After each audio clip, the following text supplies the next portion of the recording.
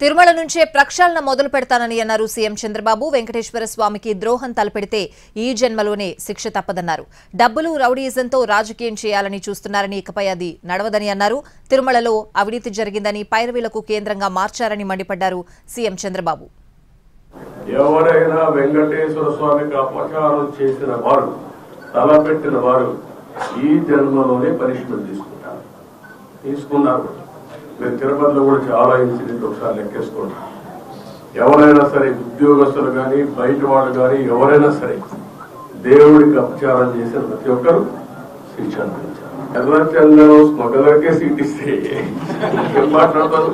చట్టాలు కూడా ఒక చేతులకు అప్పచెప్పేస్తున్నారు. చాలా ఉన్నాయండి, ఒకటి మాట్లాడడం కాదు, చాలా ప్రక్షాళన చేయాలి. ఇంకా వీళ్ళు డబ్బులు రౌడీజం దీంతోనే రాజకీయం చేయాలనుకుంటే ఏమీ జరగదు. నేను ఒకటే చెప్తున్నా, దృఢ సంకల్పంతో వెంకటేశ్వర స్వామి సాక్షిగా చెప్తున్నా, మంచిని ప్రోత్సహిస్తా, చెడును మాత్రం గట్టిగా తొందరలో దొరికేస్తా. వెంకటేశ్వర స్వామి దగ్గరికి వస్తే దర్శనం బ్లాక్ మార్కెట్ లో టికెట్లు అమ్ముకోకూడదు. ఒకప్పుడు మీరు గుర్తుపెట్టుకోవాలి, ఇక్కడికి వస్తే ఎంత క్లీన్ గా పరిశుభ్రంగా ఉండేది చూశా. నేను కొండపైన పెద్ద ఎత్తున గ్రీనరీ పెట్టి, పెద్ద ఎత్తున ఔషధాల ప్లాంట్స్ అని పెట్టి ఇక్కడికి వస్తే లైఫ్ పెరగాలని ఆలోచించాను. ఒక వరస్ట్ ప్లేస్ గా తయారు చేయాలంటే ఏ విధంగా తయారు చేయాలో అన్ని తయారు చేశారు. ఎవరెన్ని మాట్లాడిన లెక్కలింతనం వచ్చింది. గంజాయి, అన్ని మత ప్రచారం, లేకపోతే లిక్కర్, నాన్ వెజిటేరియన్, విచ్చలవిడితనం, ఇష్టానుసారంగా వీళ్ళ యొక్క పైరులకు కేంద్రంగా తయారైపోయింది.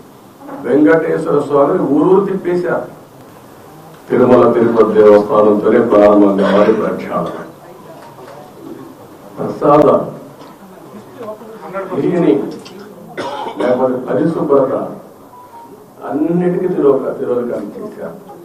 కడాన నేను వస్తే పరదా కట్టే పరిస్థితి, ఇంకా హ్యాంగ్ ఓవర్ బాగుంటున్నా, పరదా కట్టేస్తున్నా అంటే అలవాటైపోయింది. రెండోది, మనుషులు వస్తే వాళ్ళకి హ్యాండిల్ చేయడం తెలియడం లేదు. మనుషులు వస్తే హ్యాండిల్ చేయడం తెలియదు కాబట్టి కర్ఫ్యూ పెట్టాడు. కర్ఫ్యూ పెట్టేస్తే ఎవరు రారు, ఇంక నేవేడికి వెళ్ళిపోవచ్చు, నేవేడికి వచ్చేస్తామని. ఇలాంటి కల్చర్స్ అంతా చూస్తే చాలా బాధ వేస్తుంది. ప్రజలు కూడా మాకు ఇది అన్యాయం జరిగిందని చెప్పుకోలేని పరిస్థితిలో ప్రజలు కూడా ఇబ్బంది పడ్డారు. ఒకరిని కాదు, అన్ని వర్గాలు ఇబ్బంది పడ్డారు.